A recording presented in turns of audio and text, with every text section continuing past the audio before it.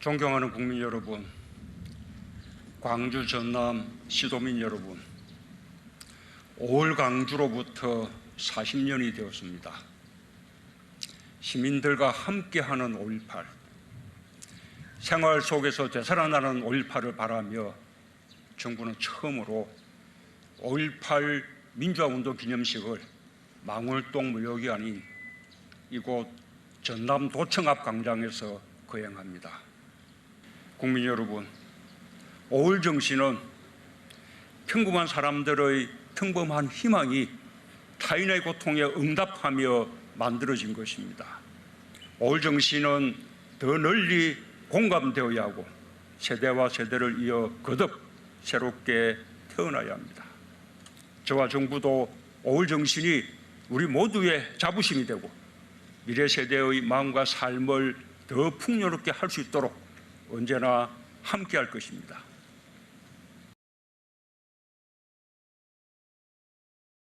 안녕하십니까. 광주 MBC와 5.18 기념재단, 부마항쟁기념재단이 공동으로 주관하는 5.18 민주화운동 40주년 특집 토론, 광주를 넘어 세계로, 과거를 넘어 미래로 사회를 맡은 김낙곤입니다. 올해로 5.18이 40년이 됐습니다. 이번 5.18 기념행사의 주제는 기억하라 5월 정신, 꽃피어라 대동세상이었죠. 그동안 5.18이 위대한 민주주의 역사로 정립되도록 노력해왔던 수많은 이들의 성취에도 불구하고 여전히 5월 정신의 확산에 있어서 해야 할 일들이 많다는 걸 보여줍니다. 그래서 오늘 토론은 40주년을 맞은 5.18의 현재를 진단하고 미래로 나아갈 방안을 모색하는 자리를 갖고자 합니다. 오늘 광주를 넘어 세계로, 과거를 넘어 미래로라는 주제로 함께 토론해 주실 분들을 소개합니다. 먼저 성공회대학교 NGO 대학원장이시자 민주주의연구소 소장으로 활동하고 계십니다. 김동춘 교수 나오셨습니다. 반갑습니다. 네, 안녕하십니까. 현재 5.18 40주년 특별위원회 위원장을 맡고 계시죠? 예. 네, 이영석 당선자 나오셨습니다. 예, 반갑습니다. 네, 광주 시민자유대학을 통해 시민들과 철학하기를 실천하고 계십니다. 전남대학교 철학과 박구영 교수 나오셨습니다. 네, 반갑습니다. 네, 청와대 대변인으로 활동하시다가 이제 국회에서 만나뵙게 될 것 같습니다. 고민정 21대 국회의원 당선자 뵙습니다. 안녕하십니까? 네, 안녕하세요. 네, 우리 네 분에게 첫 번째 얘기는 내 인생의 5.18을 좀 얘기해봤으면 좋겠습니다. 5.18이 40년을 맞는 동안에 각자 인생에서 우리 사회 구성원이라면 누구나 5.18에 대한 경험하거나 의식하는 순간이 있으셨을 텐데요. 내 인생의 5.18. 먼저 이 시간 전에 지난주 방송됐던 자리에서는 문재인 대통령께서는 87년 6월 항쟁, 부산의 6월 항쟁을 이끌면서 87년 5월에 부산 지역에서 광주의 참상을 날리는 광주 비디오를 당시 노무현 변호사, 당신께서는 문재인 변호사 두 분께서 부산에 상영하고 부산 시민들이 길게 줄을 잇고 했던 기억 속에 노무현 변호사가 기억난다라고 얘기해 주셨거든요. 김동춘 교수님께 어떠신가요? 예, 그 서울의 5.18을 알고 계신지 모르겠습니다만 네. 민주화의 봄이라고 흔히 알려진 5월 14, 15일 서울역 앞 시위도 있고요. 그거 말고 광주에서 시위가 일어난 같은 시간에 서울역 앞 시위가 있었고요. 제가 그 시위에 참가했습니다. 한 500명밖에 안 나왔습니다. 그때 서울역 앞에서. 그런데 서울은 광주와 달리 해산 위주였습니다. 그래서 계엄군에 해산이 됐고요. 네. 며칠 후에 제가 광주에서 올라온 삐라를 봤고요. 그 삐라를 뿌리는 당시의 역할을 했습니다. 아마도 이제 언론에 보도가 안 됐지만 몇몇 학생 운동 그 세력들은 일부 알고 있었던 그리고요. 그 이후에 한 달 정도를 피해 다녔는데 그 이후에 제가 너무나 끔찍한 상황에 충격을 많이 받아서 그 이후 1년 동안 TV 뉴스를 일체 보지 않았습니다. 그리고 제 인생에도 약간의 변화가 원래는 이제 계속 학생 운동을 하고 사회 운동을 하려고 했는데 너무나 큰 충격을 받아서 학계로 들어가서 살아남으려고 연구자의 길을 가게 됐죠. 그래서 그런 중요한 전기가 되었던 것 같습니다. 교수님 말씀처럼 저도 당시에는 대학 1학년이었고 특히 이제 저는 광주에서 대학을 다닌 1학년이었기 때문에 현장에서 직접 경험했던 5.18에 대한 생각들이 많이 나고 뭐 많은 부채의식 미안함 그런 것들이 많이 지금도 남아 있고요. 뭐 오늘도 아침에 이렇게 출근하면서 이제 거리에 잎합나무들 5월에 피는 잎합나무를 보게 되면 다시 또 그 당시가 새록새록 기억이 나는 저는 가장 이제 기억에 남는 게 박관현 열사가 기억에 남습니다. 당시 5.18의 저는 발발 이유들을 다른 분들은 뭐 다양한 의견들을 말씀하십니다만 저는 개인적으로는 박관현 열사의 그 열정 그리고 당시의 투쟁력이 아니었으면 5.18은 일어나지 않았다 저는 이렇게 생각을 합니다. 당시에 저 기억으로 5월 16일인가요? 서울에서 이제 이화에 대해서 91개 대학 종합대학이 당시는 91개 대학인가 저 기억이 그렇습니다. 네. 91개 대학의 총학생회장들이 이제 모이는데 무슨 일이 발생될 것 같다. 그러니까 혹시 무슨 일이 벌어지면 예를 들어서 이제 계엄군이 계엄을 확대하고 계엄군이 들이닥쳐서 이제 체포하거나 이런 일이 벌어질 수 있다는 것이죠. 그걸 미리 예견을 하셨어요 그때. 그래서 네. 그런 일이 벌어지면 전남대 정문 앞에서 2시에 그리고 안 되면 도청 분수대에서 4시인가 5시에 모이자 이렇게 하고 이제 올라갔는데 그때 계엄군이 이제 이화에 대해 침입을 해서 종학생회장들 다 체포를 했는데 박관현 열사만 그 당시에 제가 볼 때는 거기서 빠져나왔던 것으로 그렇게 기억을 합니다. 그래서 네.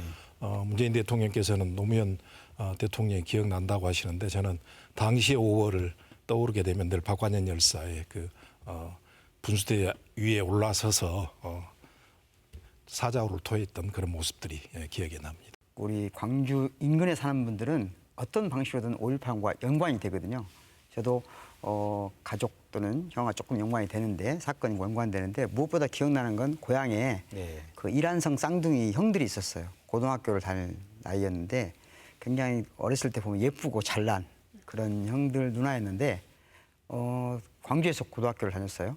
저는 전북 순창이 고향인데 그런데 그때는 몰랐는데 어느 날 사라졌는데 아주 오랜 시간이 지나고 보니까 광주에서 희생당한 당시 고등학생이었던 거예요. 네. 가슴 아픈 이야기죠. 광주도 5월은 화사합니다. 그런데 광주를 살아가는 모든 사람들이 이때가 되면 순간순간 먹먹함을 느끼게 하는 그런 순간이 있는 것 같아요. 저에게도 5.18은 그런 것 같습니다. 네. 고민정 당선자께서는요. 저는 이제 1살 때였습니다. 79년생이니까. 역사 현장에 있지는 않았지만 이 머리로 배웠던 5.18을 대학생이 되고 나서는 선후배들과 함께 공감하고 공유하고 싶었습니다. 그래서 그때는 책을 읽고 토론을 하는 게 5.18이 되면 늘 하던 연례 행사였는데 그러지 말고 그냥 그날 하루만큼은 추모하는 그런 마음으로 그날의 슬픔을 같이 좀 공유했으면 좋겠다. 왜냐하면 우리 세대한테는 그냥 교과서 속의 한 장면이었으니까요. 그래서 그때 흑백 사진전을 했던 기억이 나고 그날은 뭐 술 마시거나 혹은 웃고 떠들거나 그러지 맙시다. 정말 그날의 현장을 우리가 같이 기억합시다 했었던 기억이 나고요. 그리고 나서도 대학 시절 그리고 회사를 다니던 시절도 그렇고 광주에 갈 때면은 늘 누가 가라고 하지 않는데도 꼭 묘역을 찾게 되더라고요.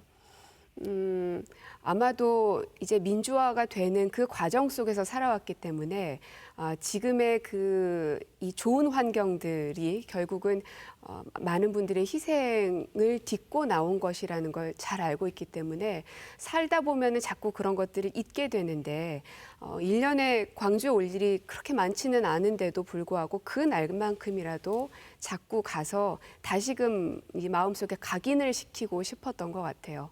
그렇게 20살 때부터 쭉 왔었던 광주 망월동이었는데 이제 대통령님을 모시고 5.18 행사가 있을 때 같이 가고 또 지금은 당선자의 자격으로 이제 5.18 묘역에 딱 가니 20살 때 뭐 잘 몰랐던 하지만 5.18 5월 정신만큼은 가슴속에 새기고 싶었던 여대생이 이제는 이렇게 대한민국의 국회의원 당선자가 돼서 오고 혹은 청와대 대변인이 돼서 오고 그랬을 때 그 감회는 또 이루 말할 수가 없더라고요. 네. 그래서 역사라는 건 머리로만 이해하는 게 아니라 가슴으로 느끼는 게 참 중요하다는 걸 많이 생각하고 있습니다. 5.18과 이런 인연을 소개하다 보니 각자의 삶에 5월은 각자의 삶과 아주 밀접한 연관이 있는 것 같습니다. 이제 본격적으로 그동안 5.18이 걸어온 여정과 현재를 좀 짚어보겠습니다. 먼저 김동식 교수님 그 5.18 우리 대한민국 민주 역사 속에서 5.18의 위상을 어떻게 설명해 줄 수 있으실까요?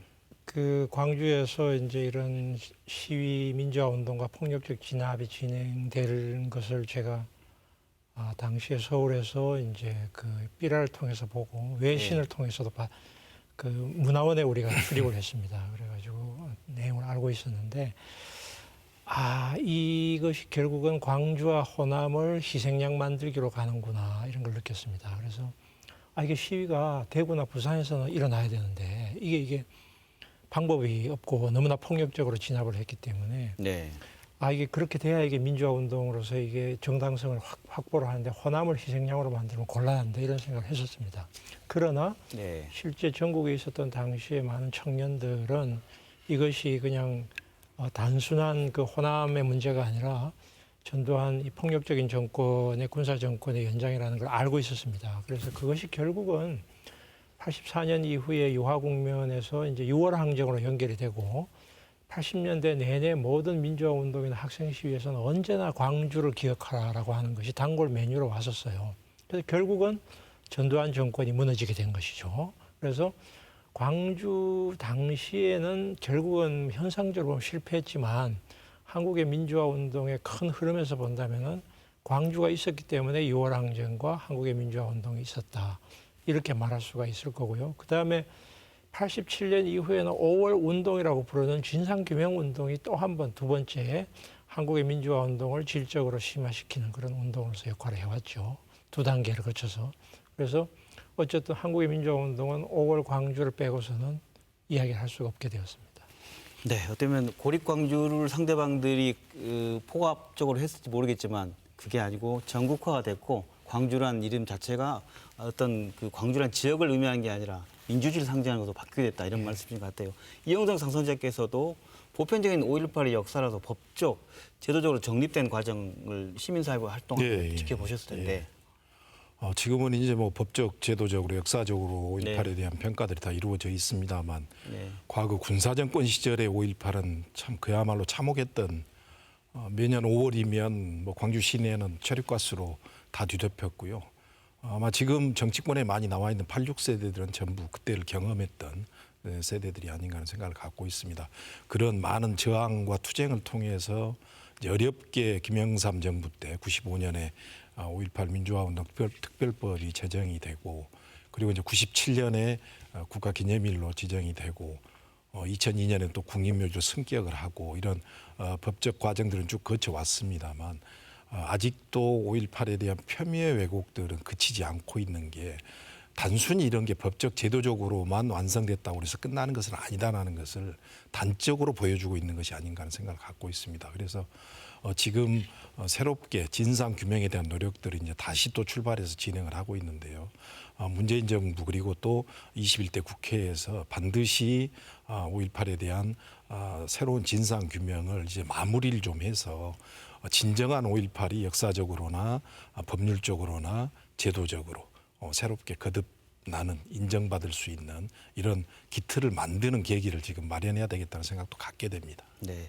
이번에 이렇게 가장 말씀하세요. 우려하는 것이 결국은 그 기억이 피로화되어지는 것이 우려스러운 부분일 것 같습니다.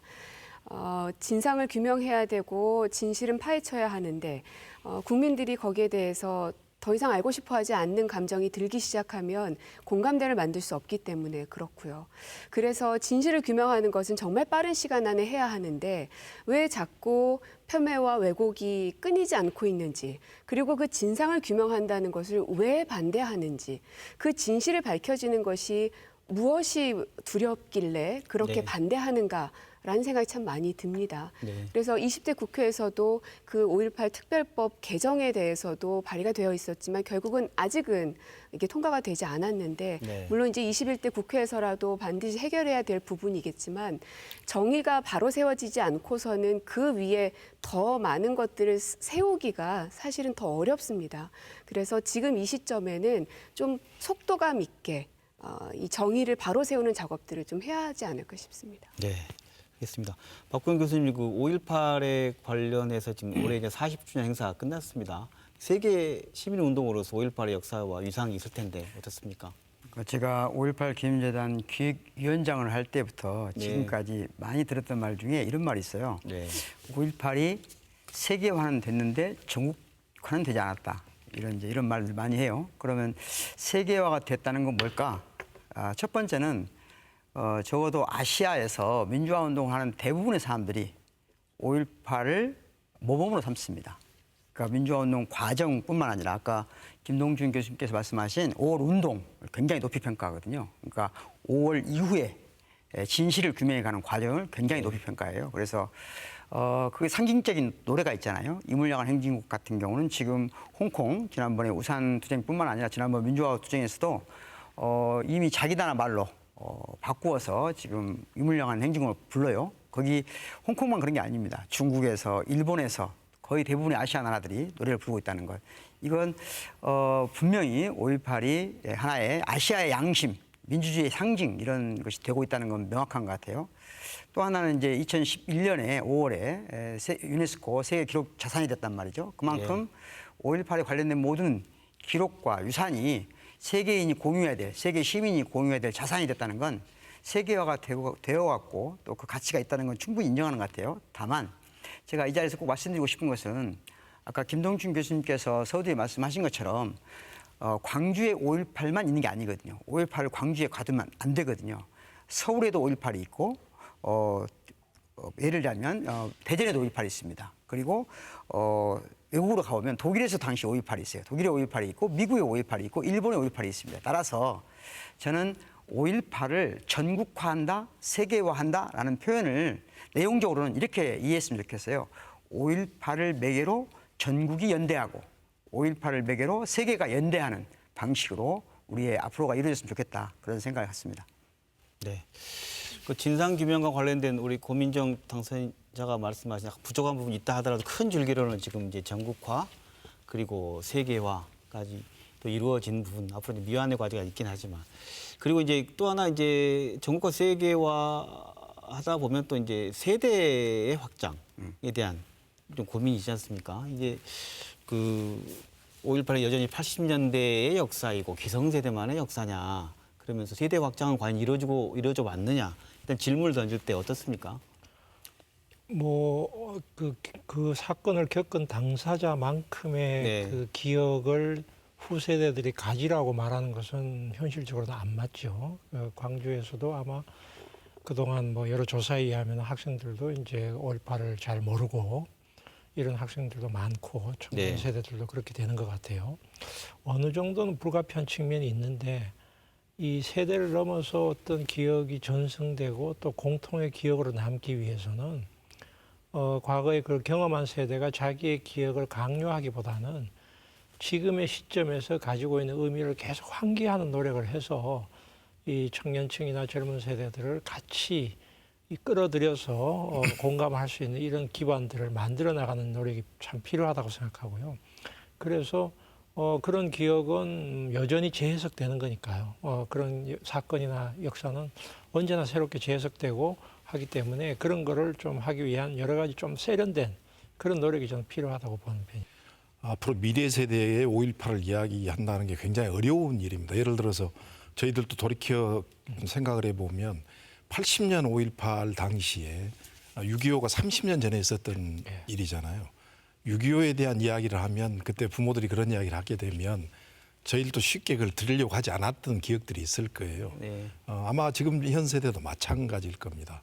그래서 과연 5.18을 지금 아이들에게 또 미래 세대에게 어떻게 5.18을 인식시켜 줄 것인지는 굉장히 고민스러운 일인데 저는 근본적인 출발은 5.18에 대한 진실규명부터 이어져야 된다는 것이죠.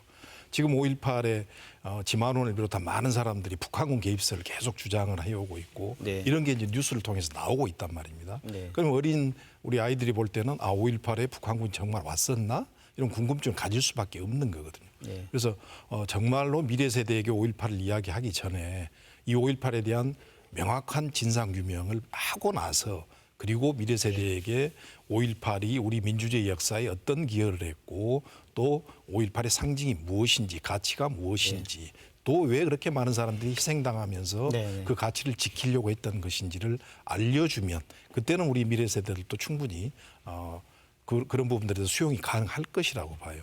방금 말씀하신 그래도 무엇보다 진실에 대한 앞으로 규명돼야 될 진실에 대한 것이 먼저 아니겠느냐라는 얘기 속에서 그럼 무엇이 안 되는 건지 미완에 대한 얘기를 먼저 한번 했으면 좋겠다는 생각이 듭니다. 앞으로 규명돼야 할 진실이 어떤 게 있습니까, 교수님? 어떤 이런 국가폭력의 네. 사실에 대해서는 가장 기본적인 것이 가해 주체. 누가 여기에 대해서 네. 그 학살 혹은 진압에 대한 최종 명령권자인가. 그리고 거기에서 어떻게 움직였는가. 그러니까 가해 규명이 있고요. 두 번째는 이제 피해 규명이 있습니다. 몇 사람이 누가 얼마나 사망을 했고 다쳤고 또 그 이후에 정신적인 혹은 육체적인 고통을 겪고 있는가. 피해 사실, 가해 사실. 네. 그다음 세 번째는 왜 이런 상황이 발생했는가에 대한 원인, 상황에 대한 규명입니다. 그러니까 피할 수는 없었는가. 그리고 왜 이렇게 사건이 커졌는가. 왜 이렇게 피해가 커졌는가. 왜 이런 부분들이 이제 진실 규명의 여러 가지 요소인데 이 안타깝게도 우리는 결국은 육공화국 노태우 정권에 들어서면서 이제 좌절되기 시작했고요. 거기서 이제 결국은 이 보상 위주의 조치를 노태우 정권이 취하게 됐고, 그리고 진실 규명보다는 가해자 처벌에 대한 분노가 있어서 결국은 이 전두환 노태우를 굉장히 형식적이고 정치적으로 처벌하는 방식으로 갔기 때문에 이 진실 규명이 지연된 것이죠. 네. 그래서 진실 규명 없는 일종의 뭐 처벌이라고 할까요? 그 처벌도 사실은 제대로 된 것도 아닌, 이게 순서가 거꾸로 가버린, 그것이 이제 오늘날 이 5.18의 진상규명을 뒤틀리게 만든 첫 단추를 잘못 낀 사건이고, 그 오늘날까지 이것이 계속 이게 지금 여기에 발목이 잡혀 있는 그 현실. 근본적으로 우리 대한민국 역사에 어떻게 보면은 모순, 뭐 질곡의 역사 이런 것들 때문에 저는 그렇지 않는가. 즉 친일 청산부터 이루어지지 못한 그런 역사의 흐름들이 다시 박정희 군부 탄생 그리고 신군부로 이어지면서 5.18의 진실 규명조차도 기존에 이제 그들이 켜켜이 쌓여진 기득권을 갖고 있는 거거든요. 군부뿐만이 아니고 권력기관, 정치권, 언론, 뭐 사법부 이렇게 각각 곳곳에 포진돼 있어서 이 5.18에 대한 진실 규명 자체는 자신들의 정당성이나 이런 것들을 잃어버리기 때문에 그런 부분들을 지켜내려는, 기득권을 공고하게 지켜내려는 이런 카르텔들이 형성돼 있는 그런 구조가 제가 볼 때는 적어도 문민정부 때까지는 그렇게 올 수밖에 없었던, 그래서 그런 저항들 때문에 제대로 된 진상규명이 이루어지지 못했고, 이제 2018년 3월 달에 5.18 진상규명 특별법이 만들어지고 법적 근거에 의해서 뒷받침된 진상조사위원회가 발족이 됐습니다. 근데 봐보십시오. 진상조사위원회 발족 얼마나 걸렸습니까? 21개월 걸렸습니다. 진상조사위원회를 구성하는 데 21개월이 걸린 거거든요.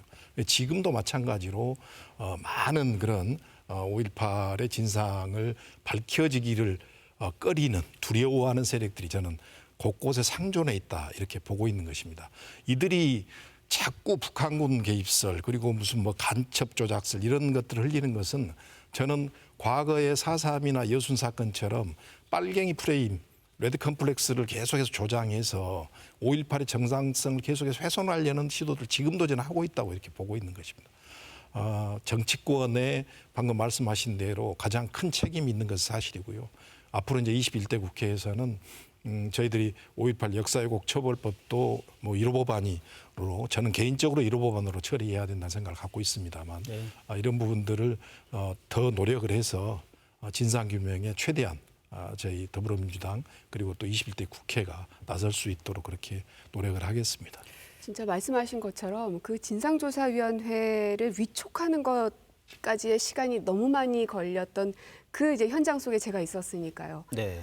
상식적으로 너무나 받아들여지지가 않고 이해가 되지 않고 진상조사를 시작하는 것을 반대하는 것인가? 결국에는 조사위원회를 발족을 못 시키니까 조사도 못 하고요. 하지만 가장 우리가 우려하고 막아야 될 것은 시간이 지나가는 것이거든요. 시간이 지나가면 갈수록 이제 생존자들은 점점 돌아가시고 모든 역사적 사실들이 다 그렇습니다. 혹은 기억이 점점 퇴색되어 갑니다. 그렇기 때문에 진실을 규명할 때는 정말 빠른 시간 안에 해야 하는데 지금이라도 하겠다고 하는데 그것이 계속 국회에서 막혔었던 것에 대한 답답함이 정말 정말 많았습니다. 그래서 이번 21대 국회에서만큼은 이 진상을 규명하는 부분은 좀 속도감 있게 해야 한다. 그것이 우리 세대가 다음 세대에게 줘야 할 숙제라고 또 의무라고 생각합니다. 지금 조사위원회가 제가 최종적으로 법을 지금 보지 않아서 조사 권한이 잘 알 수 없는데 제가 이제 진실하위원회에서 4년 동안 한국전쟁 학살 사건 상임위원을 했기 때문에 이제 이 위원회가 어떻게 굴러갈지를 대충 법을 보면 알 수가 있습니다. 조사 권한의 제한이 아마 있을 겁니다. 그러니까 군에게 특히 기무사 같은 자료를 요청을 했을 때 자료를 내주지 않았을 때 거기에 대해서 단순한 해명으로 끝난 정도냐 아니면은 어느 정도의 제재를 가할 수 있는가가 이 관건인데요. 그게 되지 않으면은 위원회가 떴다고 하더라도 아마 조사가 굉장히 장벽에 부딪힐 겁니다. 그래서 이런 법의 내용을 다시 세세하게 살펴보고 필요하면 개정을 해야 될 겁니다. 오늘도 이제 미 국무성에서 해제된 5.18 관련 문건 34건이 예. 이제 들어왔지 않습니까? 이런 자료들이 앞으로 속속들이 이제 확인이 되고 특히 저는 가장 중요한 게 보안사의 과거 당시 보안사의 문건입니다. 보안사의 문건. 충정계획, 작전계획 문건들은 하나씩 나오고 있는데 당시 보안사 문건들은 지금 전혀 이게 드러나지도 않고 있고 어떻게 그걸 변조하고 위조했는지 이게 알 수가 없는 내용들이거든요. 그런 부분에 대한 진상조사위원회가 활동을 명확히 해서 당시 보안사령관의 역할에 모든 좀 초점을 맞춰서 저는 이번에 진상조사가 이루어졌으면 하는 생각을 갖습니다. 네, 5.18에 대한 지금 미완의 과제 얘기하고 있습니다. 미완의 과제 중에 첫 번째 얘기를 하다 보니까 이제 뭐랄까요, 진상규명, 진실규명, 그리고 누군가 이걸 숨기고 있는 사람 주체들에 대한 정확한 조사, 그걸 통해서 처벌, 여기까지 좀 이루어진 것 같습니다. 그 5.18과 관련해서 문재인 대통령은 지난 대선 당시에 5.18 정신을 헌법에 담는다 이렇게 말씀을 하셨어요.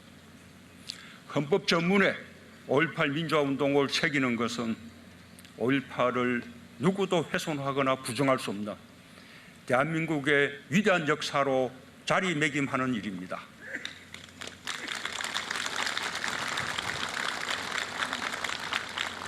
(2018년) 저는 5.18 민주이념의 개성을 담은 개헌안을 발의한 바 있습니다. 언젠가 개헌이 이루어진다면 그 뜻을 살려가기를 희망합니다. 5.18 정신 헌법에 담는다는 게 어떤 의미일까에 대해서 좀 설명해 주면 고맙겠습니다. 뭐든지 법과 제도를 만든다는 것은 다시 돌아가지 않겠다는 강한 의지라고 생각합니다. 뭐든지 분절된 것은 없죠. 특히나 역사는 더더욱 그렇고요.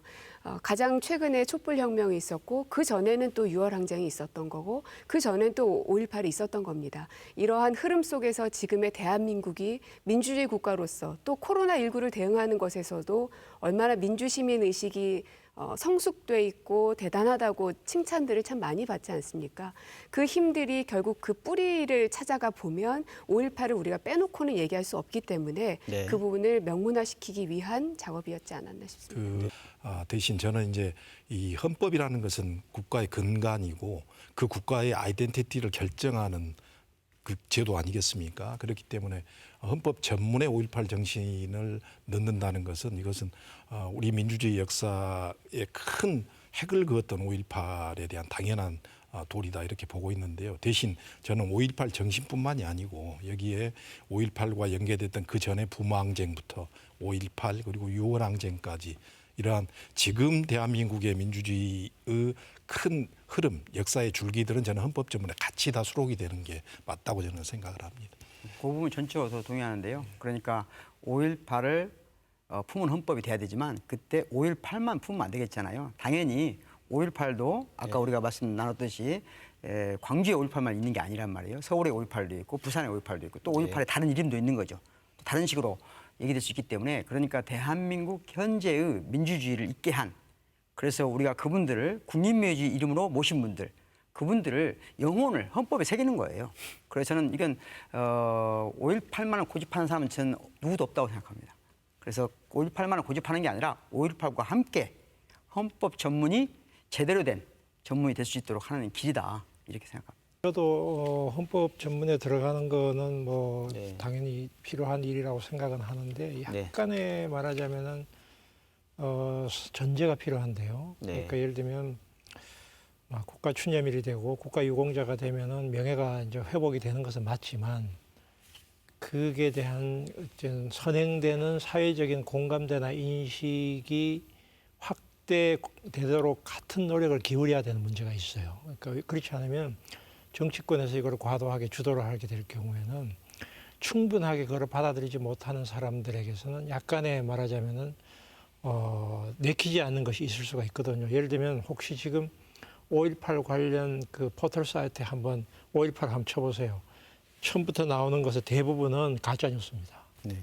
그리고 교보 서점이나 큰 서점에 가보시면 책들 중에서 한 70%는 지금 오히려 뉴라이트 쪽에서 나온 책들이에요.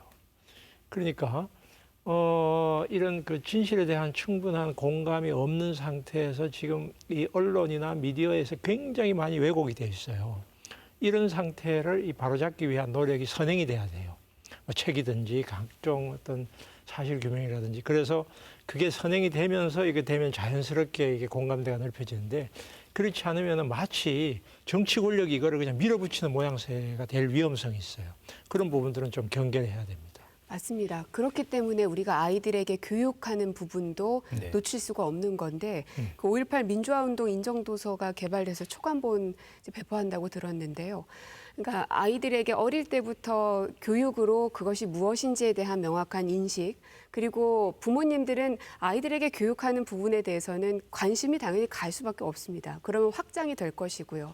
그렇게 되면 이제 대한민국 국민들의 5.18에 대한 공감대가 당연히 확보가 될 것이고, 그래서 이게 5.18을 진상규명하는 것도 한 축으로 물론 가야 하지만 이 국민적 공감대 없이는 정말 어떤 것도 힘있게 추동해 나가기가 어렵습니다. 그래서 많은 사람들에게 공감대를 형성시킬 수 있는 그 무엇, 그것이 교육이 될 수도 있고 혹은 예술문화적인 무엇이 될 수도 있고 혹은 기념탑을 하나 만들더라도 사람들이 5.18 정신에 대해서 다시 한번 생각할 수 있게 하는 어떤 기념탑을 만든다든지 이런 것들이 같이 돌아가줘야 국민적 공감대와 진실규명 또 역사적 이 모든 것들이 함께 해결될 거라고 생각합니다. 제가 어제 그 광주 트라우마 센터를 다녀왔어요. 그러니까 광주 트라우마 센터에는 국가폭력 피해자들을 트라우마를 치료하는 곳인데요. 네. 이제 한 80%가 5.18 관련 희생자 또는 희생자의 가족들이거든요. 근데 그분들이 그러니까 5.18 당시 희생당한 분들이 가장 힘들어하는 게 뭐냐.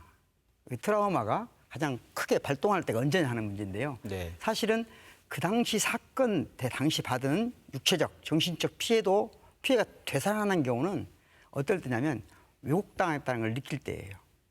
다시 말하면 가짜 뉴스가 나온다든가 그런 것이 미스미디어를 통해서 나오면 그때 심각하게 그 고통이 증폭되는 거거든요. 상처가 다시 일어나는 거죠. 그렇죠. 그러니까 우리가 왜곡을 하는 사람들은 다른 이유는 없어요. 자기들이 이익이 있기 때문에 하는 거거든요. 이익을 없애도록 해야 되죠. 그런데 저희가 이 왜곡과 맞서 싸우는 것은 당시에 그 가해자들로부터 희생자를 보호하는 차원이 아니라 미래에 이 가해자들은 부지런해요. 악마는 원래 부지런합니다. 이 부지런한 악마들이 끝없이 양산되게 돼 있습니다. 미래의 적으로부터 가해자들로부터 희생자를 저희들이 보호하려면 역사의 왜곡도 막아야 되지만 동시에 저희가 진실을 찾아가는 것도 중요하지만 그걸 아까 고민정 당선자가 말씀하신 것처럼 다양한 방식으로 교육할 수 있는 어떤 틀이 마련돼야 되거든요. 그만큼 그 교육에서는 저는 근데 교육은 항상 잘 되려면 합리적인 것만 있는 게 아니라 정서적 공감이 필요하거든요. 공론과 공감이 교차하는 부분에서 다양한 교육 시스템이 마련돼야 된다. 저는 그런 말씀을 드리고 싶습니다. 그 한 가지 예를 좀 들어보죠. 저희들이 위안부 협상 그리고 또 강제징용에 대한 배상 판결 이런 부분에 대해서 많은 국민들이 이제 그 진실을 알게 됐음에도 불구하고 아직도 반일 종족주의 이영훈 교수의 그런 이야기들이 먹히고 있는 것이 사실이거든요. 저는 근본적으로 국민적 공감을 얻어가는 가장 첫 번째 척결 다시 또 거듭 강조해서 이야기하지만 5.18의 진상규명을 정확히 하는 길이 저는 그게 첫 단초라고 생각을 합니다. 이렇게 해놓고 그렇게 해서 5.18에 대한 국민적 공감을 형성해 나가는데 그럼에도 불구하고 저는 반드시 이 부분을 인정 않는 세력들은 있을 수 있다고 보는 거예요. 아까 제가 이영훈 교수는 그런 부류들이 있기 때문에 그렇지만 그걸 포기할 수는 없는 거지 않습니까? 그렇게 해서 저는 가야 된다고 생각을 합니다. 전체를 다 가져갈 수는 없다. 저는 그렇게 보는 거죠. 네, 일단 결국 이제 5.18에 대한 미안의 과제까지 다 말씀하면서 자연스럽게 미래 얘기를 해주셨어요. 그때 보면 5.18이 김 교수님께서 말씀해 주신 것처럼 보상이 먼저 이루어지고 명예회복이 먼저 이루어지고 제일 마지막에 진실을 두려워한 사람들에 의해서 진실 규명이 되지 않다 보니 결국 이렇게 자꾸 꼬이고 이 문제가 여기까지 왔다는 생각이 듭니다. 여기까지 온 건 40년간의 역사의 현실이고 인정해야 될 바인 것 같아요.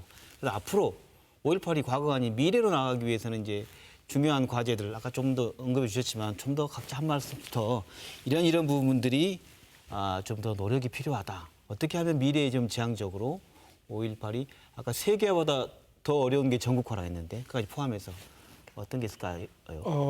저도 아직 이게 5.18의 전국화가 충분치 않다고 생각합니다. 네. 그래서 그게 참 안타까운 점인데 네. 저의 그 당시에 유신 말기와 80년대 초를 청년 시절에 경험했던 저의 기억으로는 네. 부마 항쟁과 5.18은 같은 사건이에요. 그런데 기억, 기념 모든 사업은 별개로 진행되고 있어요. 네. 이게 가장 안타까운 점이에요. 그래서 빨리 이걸 하나의 역사로 재구성해야 된다. 부마와 5.18은 사실상 동일한 사건이다, 이게. 네. 그래서 이거를 역사적으로 재정리하는 작업이 필요하고요. 그 다음에 이제 광주에도 제가 그 90년대 이후에 수없이 이제 행사 때 많이 왔는데 네. 올 때마다 약간의 그 아쉬움이 있었어요. 그건 뭐냐면은 기념 사업에 굉장히 많은 예산이 지출이 되고 막 엄청나게 이렇게 막 번쩍번쩍거리는 행사들이 진행이 되는데 네. 막상 제가 이제 학자나 교육자로서 봤을 때 5.18을 물론 진상규명이 미비한 점이 있긴 하나 이거를 전문적으로 다루는 예를 들면은 학자나 연구기관이나 가르치는 강좌나 텍스트나 이런 것은 너무 부족해요. 네, 너무 부족해요. 그래서 행사에 너무 많은 에너지가 투여됐다는 게 굉장히 큰 아쉬움이었어요. 그래서 기본적인 콘텐츠가 만들어져야 그 다음에 문화 사업이나 모든 기업 기념 사업이 진행이 되는데 이게 약간 기본이 부족한 채로 조금 행사 위주가 너무 컸어요. 그래서 요거를 조금 앞으로는 바로 잡으면서 그게 콘텐츠가 만들어지면 그 다음에 이제 교육 자료가 만들어지고 영화도 만들어지고 그 다음에 각종 동영상도 만들어지고 교재도 만들어지고 하면서 아이들에게 접근할 수 있거든요. 그래서 그런 부분들이 조금 더 미래지향적으로 되려면 아주 차분하게 이렇게 하는 이 행사 위주로 가기보다는 저는 그렇게 갔으면 하는 그런 게 되면 이제 전체적인 그 당시의 역사도 부산, 마산, 그 다음에 대구하고 같이 광주가 그냥 형식적인 제스처가 아니고 실질적으로 같이 교류를 하면서 이거를 공통의 기억을 만들어야 된다. 이것이 저는 미래지향적이다 이렇게 봅니다. 공통의 기억이 굉장히 중요한 말씀인 것 네. 같은데요. 네. 그 점 관련해서 좀 더 구체적으로 네. 5.18 관련 기념관, 추모관 등등 교육관이 있고 그렇잖아요. 그건 가보면 약간 아쉬움이 있어요, 저도. 가장 큰 아쉬움은 뭐냐면 5.18에만 너무 집중돼 있어요. 광주의 기억이, 광주의 기록물들이, 광주의 기념관이. 다른 도시는 좀 달라요. 그래서 저는 이런 제안을 드리고 싶어요. 광주에 5.18 관련 기록관, 추모관 또는 뭐 기념관, 행사 그 모든 게 5.18에만 너무 주목하지 말자. 그래서 아까 말한 부마로 이어지고 또는 4.3으로 이어지고 또는 길게는 동학 농민전쟁으로까지 이어지는 그 공동의 기억으로 만들어가는 과정이 광주 시민들이 그걸 합의를 해줘야 될 것 같아요. 저도 충분히 5.18의 전국화 그리고 또 그 여타 다른 지역에서 일어났던 여러 가지 민주화 운동과의 어떤 연계 굉장히 중요하다고 봅니다. 중요하다고 보고 특히 더 나아가서는 촛불혁명까지도 저는 같이 5.18의 정신과 맥을 같이 한다 이렇게 보고 있어서 그런 노력들은 같이 좀 해야 될 필요성이 있고요. 또 광주 시민들도 좀 확장된 그런 유연한 생각들을 가질 필요는 있다. 대신 워낙 80년에 아까 교수님 말씀하셨다시피 여기가 고립된 상태에서 국가폭력에 대한 엄청난 희생을 겪어버렸기 때문에 이 부분에 대해서 조금 저희들만의 담을 쌓을 수밖에 없는 그런 것도 좀 이해는 또 해주셔야 될 것 같습니다. 그렇죠. 광주 시민들의 마음을.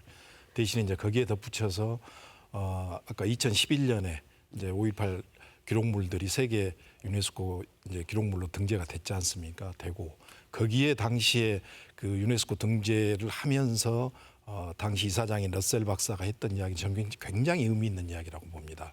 5.18이 단순하게 대한민국의 민주화에 기여한 것뿐만 아니라 동아시아의 민주화에도 기여한 게 굉장히 의미가 있는 것이었다 이렇게 이야기를 하고 있는 게 홍콩의 우산혁명에 이물리한 행진곡이 울려 퍼지는 거 아니겠습니까? 다른 여러 가지 동아시아의 민주화 운동에 이제 많은 5.18의 기억 그리고 5.18의 자산들이 지금 널리 나가고 있는 것이죠. 이런 부분들에 대한 노력들도 저희들이 굉장히 심혈을 기울일 필요가 있다. 그렇게 되면 좀 더 미래로 나가는 5.18이 되지 않을까 하는 생각을 갖습니다. 저는 이제 5.18뿐만 아니라 그 어떠한 역사적인 사실들도 어떤 하나에 갇히지 않았으면 좋겠습니다. 기념식 하루에 갇히지 않았으면 좋겠고 어떤 기념관에 갇히지 않고 정말 우리 삶 속으로 많이 녹아들어왔으면 좋겠습니다. 그래서 그 베를린에 가면 이 홀로코스트 메모리얼 기념 광장이라고 해야 될까요? 그게 있는데 관 모양으로 되어 있는 이제 여러 가지 돌 비석들이 쭉 있는데 거기에는 베를린 시민들이 와서 그냥 와서 도시락도 먹고 아이들과 함께 놀기도 하고 그런 공간입니다. 그리고 또 유대인의 그 기억들을 기억하고 또 기록하기 위해서 그 당사자가 사셨던 집 앞에 동판을 바닥에다가 박아놓는다고 합니다. 여기는 이러이러한 분이 사셨던 곳이다. 그러니까 그분을 잊지 말자는 것을 그렇게 곳곳에 놔두는 거죠. 그러면 기념관처럼 어딘가를 가야만이 5.18을 알 수 있고 홀로코스트를 알 수 있고 그것이 아니라 그냥 거리를 돌고 골목을 돌고 공원을 가다 보면 우리 삶 속에 그런 것들이 있고 그럼 아이들한테도 저거는 뭐야? 라고 엄마 아빠가 가르쳐 줄 수도 있고요. 그렇게 이 역사적인 현장들이 삶 속으로 많이 녹아 들어왔을 때 더 이렇게 많은 분들과 공유가 될 수 있지 않을까 생각이 듭니다. 문화 콘텐츠 역할 같은 게 말할까요? 아까 기성세대의 80년대의 기억에 남아있는 5.18로서는 더 확산이라든가 전국화라든가 세대의 확산이 좀 어렵지 않았냐나 우리가 좀 진단을 해봤는데 그런 차원에서 볼 때는 문화 콘텐츠로서 활용 가능성 이걸 적극적으로 활용한 그 세대의 확장 그리고 넓히는 것들이 필요할 것 같은데 어떻습니까? 저는 끊임없이 토론할 수 있는 장을 마련해 주면 좋겠습니다. 네. 저는 그 가장 좋은 예가 바로 촛불 혁명이었다고 생각이 드는데요. 네. 우리들은 또 아이들도 그렇고 촛불을 보면 이제는 예전에 불이 꺼지면 촛불을 켰었어. 혹은 뭔가 기도를 할 때 촛불을 켰었어. 이게 아니라 네. 촛불을 생각하면 2016년과 17년에 그 촛불 혁명을 다들 기억을 합니다. 네. 그러니까 그 하나 물건이 갖고 있는 상징성이 굉장하고 그리고 그 촛불 하나를 통해서 남녀노소 구분하지 않고 토론이 가능하고 그러다 보면 그 이제 나아가야 할 방향에 대해서 어떤 사람은 이쪽으로 가자, 어떤 사람은 저쪽으로 가자. 또 어른과 아이가 생각이 다를 수도 있고 그러다 보면 그들의 공통점을 찾아 나갈 수 있고 그러니까 지금 21세기는 상당히 많은 정보들을 갖고 있는 사람들이 살고 있는 시대이기 때문에 네. 그들의 어떤 이해 수준을 일단은 믿고 그들에게 토론할 수 있는 장을 많이 열어준다면 충분히 숙성된 무언가가 결과물로 나올 수 있을 거란 생각이 듭니다. 물론 그렇다고 해서 진상규명이라든지 역사적인 사실을 규명하는 부분들은 그건 전문 영역의 부분이고 이제 국민들이 함께 공유할 수 있는 부분은 많이 토론의 장으로 내어놓는다면 저절로 숙성되는 과정들이 저는 반드시 결행되리라고 생각이 듭니다. 문화 컨텐츠라는 건 원래 콩그리시입니다. 그런데 이제 콩그리시인데요. 정확하게 말씀드리면 뜻은 문화를 원자재로 삼아서 가공을 한다는 말이거든요. 가공해서 나오는 결과물이 문화 컨텐츠인데 그렇다면 문화 컨텐츠가 좋아지려면 그만큼 원자재가 좋아야 되잖아요. 그러면 5.18과 관련된 문화 콘텐츠는 앞으로도 많이 양산될 거예요. 영화로도 만들어지고 연극으로 만들어지고 그밖에 다양한 매체를 통해서 문화 콘텐츠가 만들어질 텐데 그만큼 원자재가 풍성하게 구성돼야 되거든요. 그러려면 어떻게 해야 되느냐? 저는 이렇게 생각해요. 아까 김동춘 교수님 말씀하셨지만 이 관련된 학문적 연구가 좀 더 풍성하게 이루어져야 됩니다. 그중에 대표적인 것이 10여 년 전부터 이제 5.18 기념재단에서 구술 체력을 당사자들을 받고 있어요. 그런데 그 범위를 저는 전국적으로 확대해야 된다고 생각해요. 그리고 무슨 말이냐면 5.18 당시의 기억을 파편화된 기억들을 구술 체력의 형태로 충분하게 모아야 된다.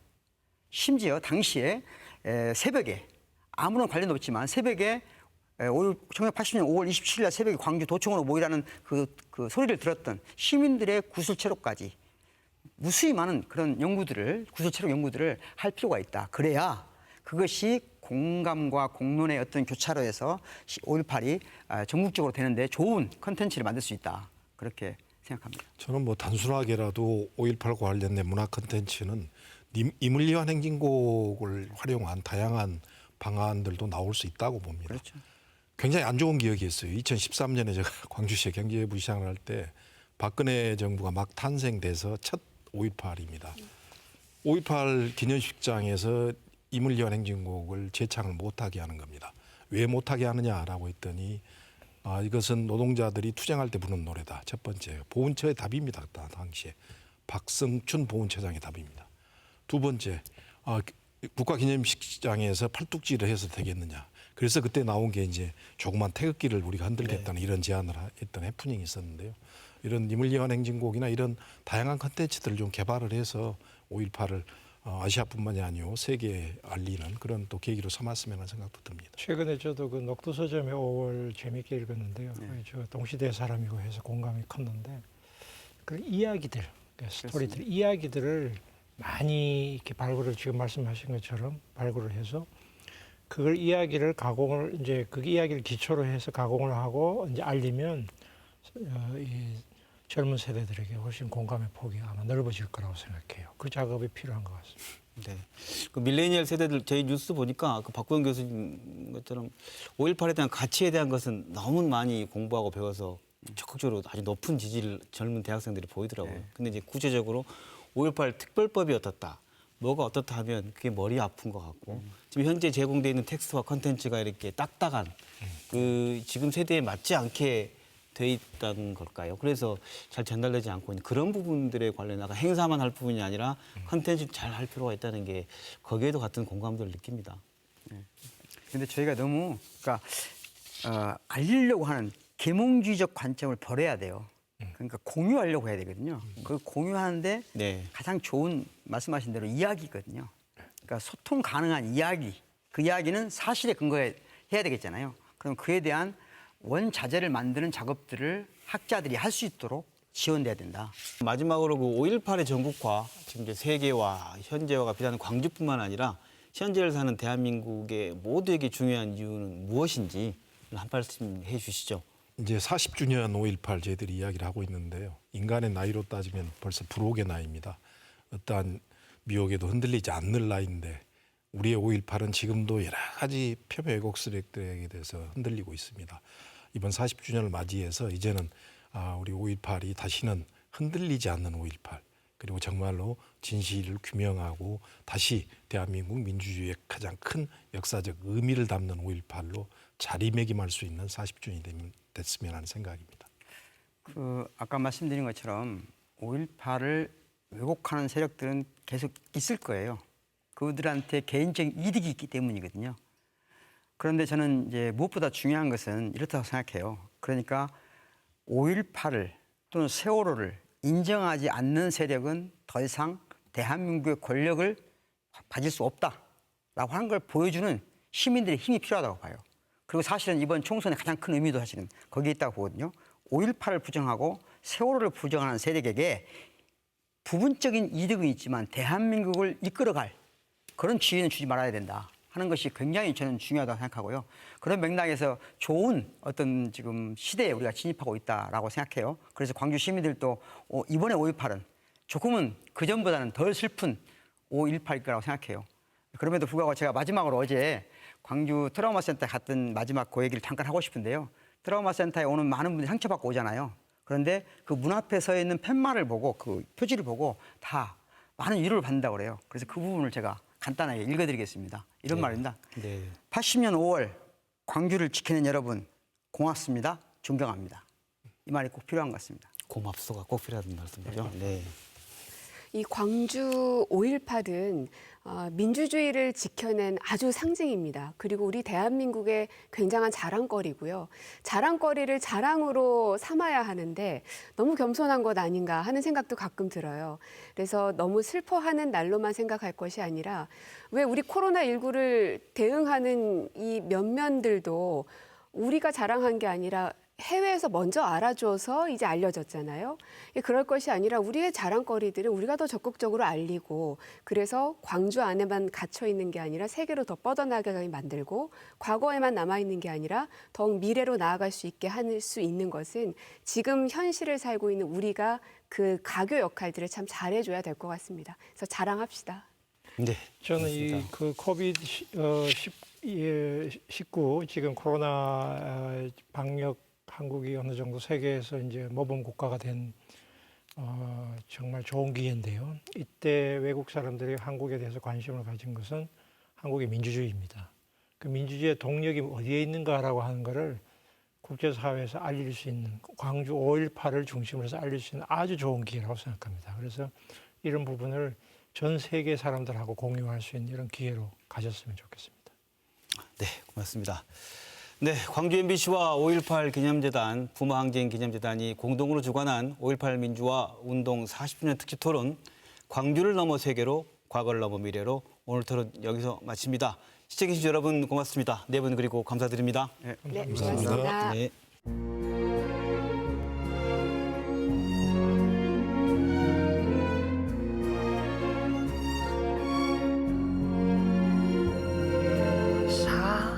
사랑도 명예도 이름도 남김없이